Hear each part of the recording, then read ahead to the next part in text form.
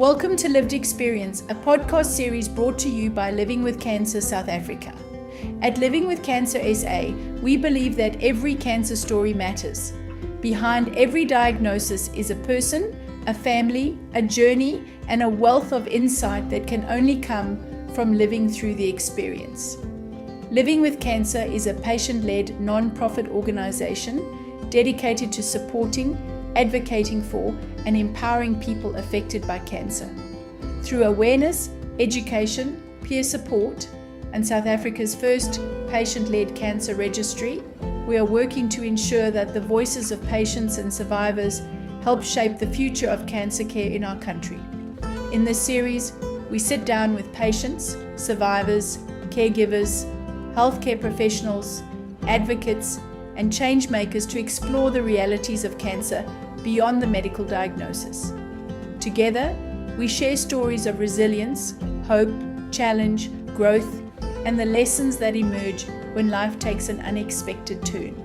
Whether you are living with cancer, supporting someone who is, working within the healthcare system, or simply wanting to better understand the human side of cancer, these conversations are for you. Thank you for joining us as we listen, learn, and honor the power of lived experience. This is Lived Experience, brought to you by Living with Cancer South Africa. And today we have Carpenter, who's our special guest. Welcome, Caitlin. Hello. So, Caitlin, what I'd love for you to do is just start off by sharing a little bit about your cancer journey, when you were diagnosed, what happened. Okay. So I was diagnosed in September 2025. I was initially admitted to hospital because I hadn't stopped vomiting, so I got my gallbladder removed, and after having gotten my gallbladder removed, I became jaundiced, very severely. I looked like a minion, and so when went back into the hospital after a week because I was so badly jaundiced, they basically said they weren't sure what was wrong with me. So then I was moved from one hospital to the next until eventually I got to Donald Gordon. That was my third hospital. And they put in a PICC line because they said they weren't sure what was up and they were anticipating me having to stay for a while.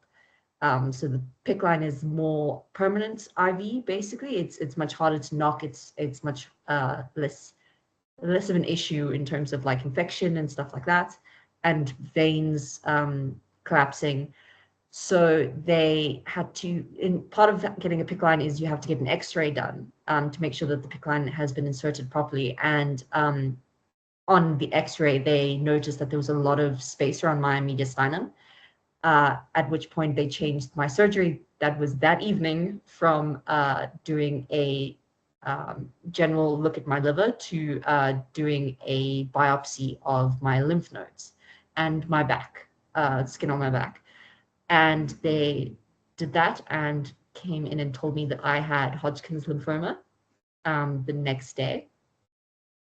And from there, they discovered that I had a kind of a rare complication for Hodgkin's lymphoma called vanishing bile duct syndrome, which basically meant that my bile ducts on my liver were collapsing under the weight. And I had a lot of liver damage already from all the surgeries I'd had. So I wasn't able to do normal chemotherapy because the chemotherapy is so hard on the liver itself. Sure. So Caitlin, you were diagnosed at the age of 24.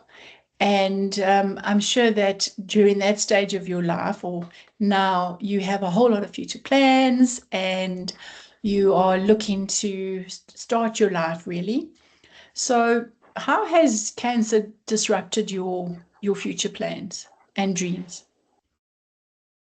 So the most obvious to me is I've had to put my university degree on hold. So I've been studying my LLB through UNISA. And unfortunately, I was basically told you're not going to have the energy or your wits about you enough to complete the year.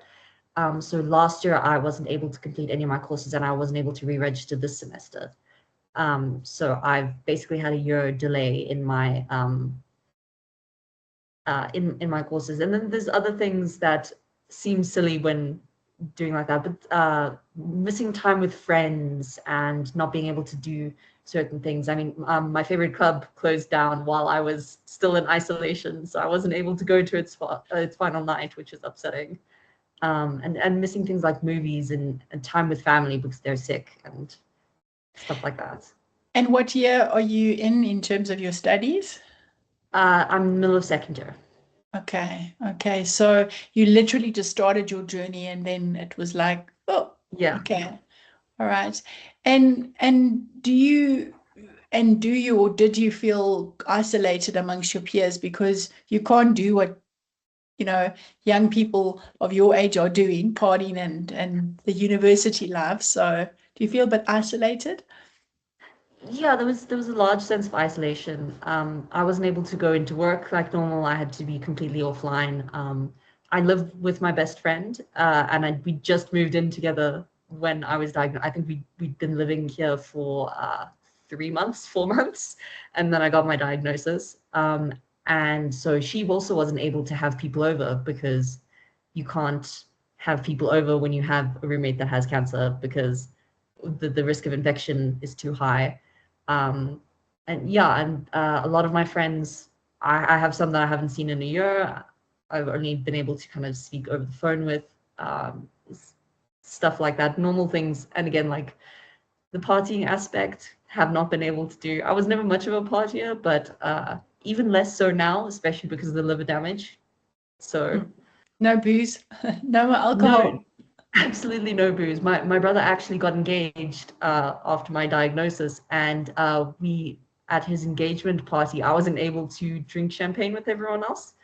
Oh. So it's the little things that are kind of isolating like that, where it's not a massive deal. I don't like champagne anyway. I probably wouldn't have drank it, but not being able to have is a little bit worse than just not choosing not to. And how has cancer impacted your dating life, for example, and your future plans? And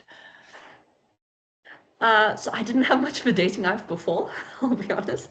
I work full time and I'm studying my LLB, so very few opportunities to kind of speak to people. And even then, I'm a bit of a all over the place, harebrained person. So I'll speak to someone for like 3 months and then they'll get boring and I'll stop talking to them. So um, I was kind of thinking about getting back into the dating pool before, and then obviously the diagnosis, and you don't want to be the person on Tinder that's going like, oh yeah, I have by the way, I have cancer. They don't know if I'm going to make it to December, so it's kind of you don't want, because even if you do get someone that's like in that is willing to work with that, the likelihood that they're just kind of a tragedy chaser is a bit too high. and I think that's important is I know from my own journey, you don't want those sad eyes or the people you doing things just because they feel bad for you. You don't want that. Yeah. You're the victim mentality, right? You want to be seen as an equal, and that's hard, right? So Yeah. you finish your treatment now? Yes, I actually finished on Thursday, so about a week ago. Wow. And how are you feeling? Um, Much the same as the last couple of months, but much better than the first few months that I was in treatment. In some ways worse, in other ways better. Um, just because the first few treatments, like the chemo hasn't properly kicked in, so you still feel fine. You have like, I hadn't lost a ton of weight yet. Sorry, my cat has decided to join us. No. Kate can um, join. It's all good. so like I hadn't lost a ton of muscle mass yet. I hadn't kind of there are a lot of things that hadn't started happening. So I got incredibly itchy. I've gotten incredibly itchy towards the end of my treatment. It's something about the liver regenerating. I've been told is that it's called pruritus. It's means that your skin is incredibly itchy and there's not much they can do for it. They can give you meds, which they did, and then they made it worse. Oh So no. had to go off for that. But yeah, in some ways I'm feeling worse. I'm also like I've lost all my hair, which is fun. But generally feeling a lot more sane and kind of corpus mentis than I was at the time. And the treatment is it accumulates over. So the more you put in, the worse you feel, and it does take a while to work out your system. So health wise and energy wise, you probably take a little bit longer to get your mojo back. But how are you feeling emotionally? I'm definitely more stable emotionally than I was.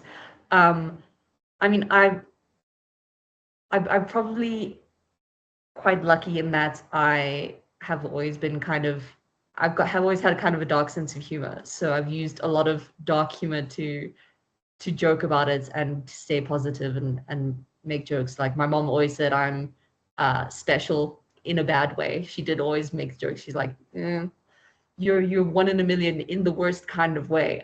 So when I got my diagnosis, we were like, well, I'm one in a million in the worst kind of way, so I'll be fine. And generally, I'm much more mentally stable, I think now. There's not the now I've been told like I'm in remission. There's not this kind of axe hanging over my head. But at the same time, then now I'm having to think, oh well, all these things I've put off for the last 8 months, just kind of telling myself, just as long as you stay alive, it'll be fine. Now I have to bring those back, and it's a lot of stress as well. So take me back to what was it like? I mean, you've said it. You're fairly young for someone to be diagnosed, and what was it like for your family when you know? And yeah, your brother's got plans, and he gets engaged, and your life is kind of. What was it like for you emotionally? So I'm the youngest of four. Oh, Um, okay. so my siblings have always been very protective of me. And the two that I'm closest to, my sister and my brother, they are both no longer in Joburg. So my brother lives down in Cape Town and my sister lives in Europe, in Montenegro. So when I was in hospital, my mom and dad kind of came through every day to visit me, regardless of which hospital I was in.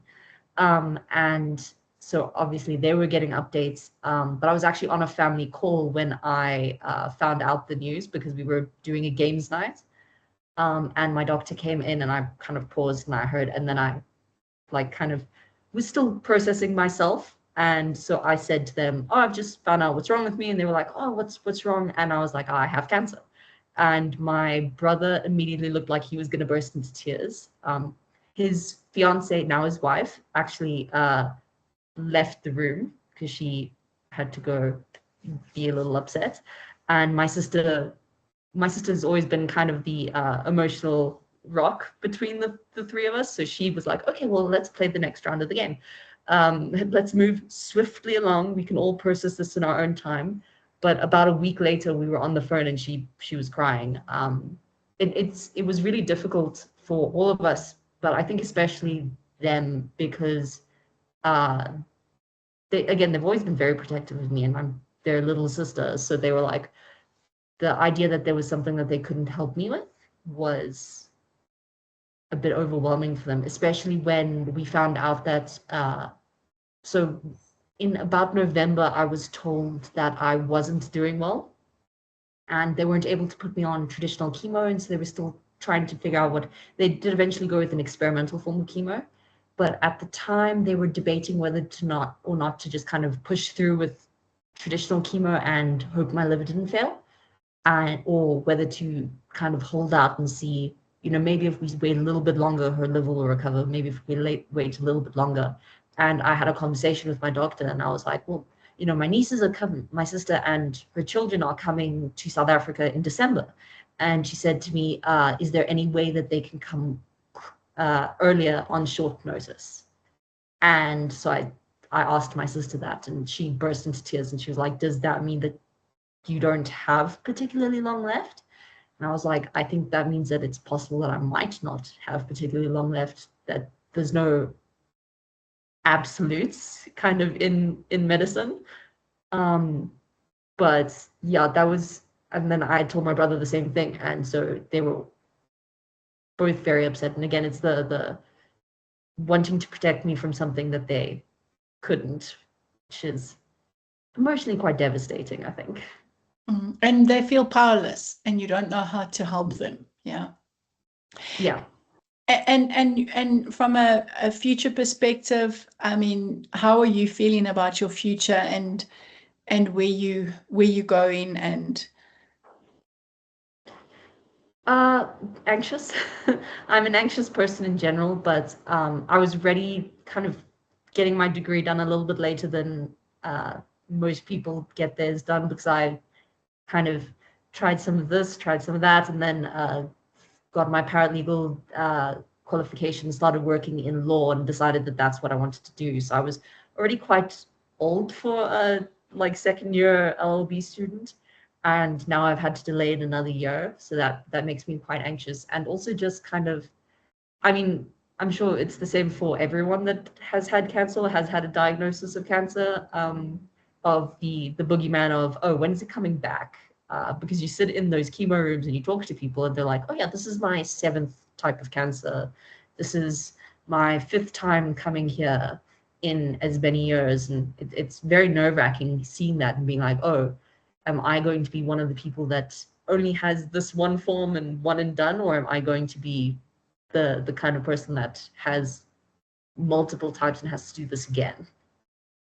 so you obviously feel a bit anxious about the future, and I think, I mean, you're on our support group, and you can always see when it's scan time, we often talk about that scan anxiety. It's real. Yeah. It's real. So, what assumptions do people make about younger patients, in your opinion? Um, I find that I get infantilized a lot by my doctors and my nurses. Stuff like my mom will take me to chemo, and my doctors will call her mommy and kind of direct the discussion at my mom, which in the earlier stages when I was still had a lot of brain fog was perfectly fine because I wasn't really processing it. My mom was 100% the better person to speak to. But nowadays it's kind of like, I'm here. I might be 25, but I pay my own bills, and I'm very aware of what's going on around me, and it's not great. And then when I was in hospital, I was in hospital for about 8 weeks last year. And I had a roommate at one point, and she assumed that, kind of because I was very happy and kind of jokey, and because I was so young and I was getting a lot of like treatment from the nurses again. I have this all the time. I have quite a young face, especially now that I've lost my hair. So I get treated as if I'm 16 rather than 25. And so she was saying to me that, oh, clearly like kind of my cancer is less severe than hers. And I was like, oh yeah, probably. And then when we actually got the like survival rate breakdown, I was like, oh, okay, probably not actually. We're probably more or less the same, and or I might be slightly worse than you, but yeah, it's kind of, people kind of assume that you that Gonna you're be not, okay. You're gonna yeah, be that you're gonna okay. be You're gonna okay. fight it. You're young. You can pull Yeah. through. Mm, mm. Yeah, at least one thing I'll be grateful for is that no one's asked me, oh, so did you smoke? What did you do to give yourself, like, I wasn't ever asked, how much did you drink to give yourself liver damage, stuff like that, because obviously I'm so young that I would have to be a very impressive drinker to have given myself the amount of liver damage I had. So that's an interesting. So the assumption is that because you're young, um, you're not treated as though it's your illness, and yeah, that's interesting. And how would you say young adults process mortality differently? I think for me, it was a failure to process my own mortality for a while until probably about December, January. I just kind of was like, oh, obviously I will make it through. Of course I'll be fine. That kind of because you never expect to, like, I haven't had a lot of brushes with death, and the brushes with death have had have been people that are all older, like my grandparents, etc. Like people I've known kind of tangentially. I don't have a lot of experience of people my age passing away. And when I have, they've been like these horrific accidents. So when something like this happens, you go, oh, of course nothing's going to happen to me because I'm too young for that. Like, how insanely rare would it be for me to pass away at such a young age when I have, modern medicine and all at my side? And yeah, I think it's quite it's a lack of processing, because even among people my age, when I tell them, I have cancer, or I had cancer, a lot of people my age tend to kind of stall, and kind of their face kind of buffers a little bit as they try to process.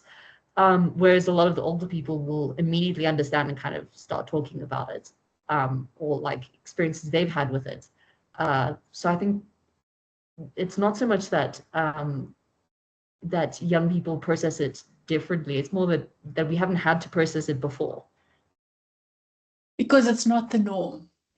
And I suppose as a young adult, you don't normally have those conversations. No.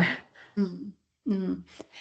And do you think there are any support gaps that exist for younger patients? And it could be, again, from a medical side, from a friendship side. What do you think we could do better as a society? I think that possibly like a support group for like kind of exclusively younger patients would probably help. But also, again, it's a catch-22 of there aren't that many more young patients, so it would be a much smaller group. And because when you're younger and you have this disease, you tend to be immature.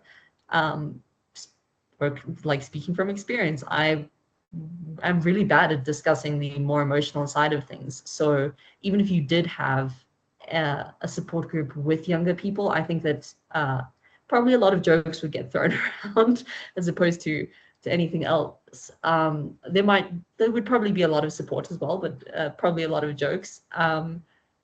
And just, yeah, I'm not super sure how to specifically tailor it to younger people, because again, the rarity of having cancer as a younger person is kind of, it makes it rare in of itself that each person would have different needs in of themselves. Um, I mean, I know someone that is, I think he's in his 30s. My brother's cousin-in-law, he actually went into remission the same day I was diagnosed, from Hodgkin's lymphoma, sorry, non-Hodgkin's lymphoma. So I was able to talk to him quite a lot, which was really nice because, again, I was able to speak to someone closer to my own age, but not, still about a decade off. But the difference kind of between speaking to him and speaking to someone at my chemotherapy that's like in their 50s and their 60s was quite stark, because he was able to say, like, yeah, man, people don't tell you, but this part sucks, and this is exactly when you'll be able to eat as much pizza as you want, and things like that. So do you think that people that have been through this journey for a longer period of time, and people that have been diagnosed when they're older, do you think that they treat younger people differently, so that they're afraid to be as honest and open and to talk about the cancer journeys because they don't want to scare you? Or do you think they just don't get it? I think they do treat younger patients with kid gloves to an extent, because it's like, oh, I've had this experience, but you're 30 years younger than me and you probably don't want to hear how many times I've been back to hospital, how many times I've relapsed. I'm not sure that relapse is the right word there, but how many times that It's reoccurred. reoccurred, yeah. That I've had to go through this again, because again, younger patients are sitting there thinking, oh my word, like I'm just starting and this person has this wealth of uh, of experience. But at the same time, it's kind of they treat us with kid gloves, but at the same time, it's also you want to be treated with kid gloves. You want someone to kind of say, "Oh no, it's not going to happen again," um, or "Oh, I'll be different," even though statistically probably won't. But I think that it shouldn't be necessarily that you are scared to talk about your own experiences just because you're scared um, of influencing how someone else feels. Uh, Obviously, that doesn't mean kind of go in and be uh, everything is horrible, all doom and gloom, etc. But kind of there is definitely a gap between how probably we should be interacting, how we do interact with older patients as a younger person. And I think so valid. So, the last question I wanted to ask you is, besides, I'm sure that you're looking forward to the future, and now that you're done and you can start living, what words of wisdom or advice would you offer to anyone that's been diagnosed, number one, and then again to a young adult that's been diagnosed? Ooh, I think not losing your sense of humor is a big part of it. Just because if you're miserable, you'll make everyone around you miserable, and then kind of misery begets misery. While I was in the kind of most like darkest parts of it, I still tried to smile and make jokes with my family and stuff like that. Because at the end of the day, my mindset was, if I survive this, I'm not going to want to look back on like misery-filled days. I'm going to have wasted all this time being scared and anxious and sad. And if I don't survive, then my family's last memories of me are going to be me scared, anxious, and sad. So just kind of my advice is mostly just uh, keeping your keeping your sense of humor and trying to be as happy as possible, even if it doesn't feel particularly real, because putting a fake smile on does. There's been some studies into it, the placebo effect. If you pretend to be happy, you may well just make yourself happy. So that's important. Okay. And any other words of wisdom specifically, maybe to younger patients? Um, I think the biggest thing is just it can happen to you. You don't want to think about it happening to you. You want to think, oh, there won't be any changes to my lifestyle because I'm not going to need to. But if you've been diagnosed with something as serious as cancer, you do need to make lifestyle changes.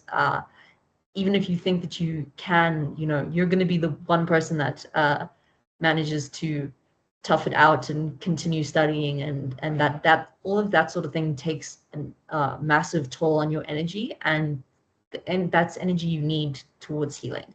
So when you are diagnosed with something like that, you're going to have to take more rest. You're going to have to feed yourself better than you probably would have previously. You're going to have to go on mental health walks, even though it seems really dumb. Like there's a double whammy in a mental health walk, in that it means that you're outside in the fresh air, and it also means that you're keeping up a little bit of your muscle mass, because it's really hard to maintain that. Or even just doing yoga outside, sitting with an animal in the sunlight, something like that. It seems they all seem pointless, but they are all kind of important things to remember. So I'm sure that your friends and family will listen to this message. So maybe we could use as an opportunity. Is there any message you would like to give them? Um, that you may have said, but you want to say it again? Most of what I wanted to say to my family, I actually have already said to them because, you get so scared. Mostly, I mean, I tell them I love them all the time, every message that I send, because there's no point in not saying it. Like, if I forget this one time and tomorrow I'm gone, then how do I know that they know? So yeah, they know I love them, and they know I'm grateful for all the help that they gave me. So that's what I think. For me, it sounds as though you've had an amazing support around you from your friends and your family, and just even your friends staying away is support without them Yeah, realizing that. And then your family, it sounds as though your siblings have been protective and kind and caring. So it's so beautiful to hear that. And the words are, now that you're done, you move on, and not no longer worrying about the if, but now that you are, and moving on. So you can, it sounds as though you've got a exciting life ahead of you, in terms of you can now finish your degree and you can start dating. But at the same time, it's also okay to say, I'm sure for you, is that this disrupted your plans. yeah. And that wasn't cool, but you could pick up and learn from that. Yeah, I mean, it's never too late to do anything. I think having cancer is a pretty good excuse to have I delayed it a think little so. bit. Yeah, I think so. I think you'll get away with that. Have you continued to work, or have you? I have, yes. My company's been very kind to me, that they've allowed me to kind of work half days, and on days that I'm not feeling well, I send them a message, and they don't mind. I worked from home for the majority of my treatment, and then in the last month or so, I've been allowed to work from the office again. So I work half days because driving obviously takes quite a large mental toll. It's a lot of attention, a lot of energy. So we are quite careful to make sure that I head home before I'm exhausted for the day, so that I nothing goes wrong. Or my best friend, who's also my roommate, she'll drive me in some days and fetch me, which is awesome as well. So beautiful support from the friends, family, and even your colleagues in your company. So that's Yeah, lovely. absolutely. Caitlin, is there anything else you want to share? No, I think I'm good. Great. Well, thank you so much for allowing me to interview, and for having a voice for cancer and sharing your lived experience. I can see you're going to continue to be a beacon of hope, and for anyone that's gone through this. So thank you for the recording and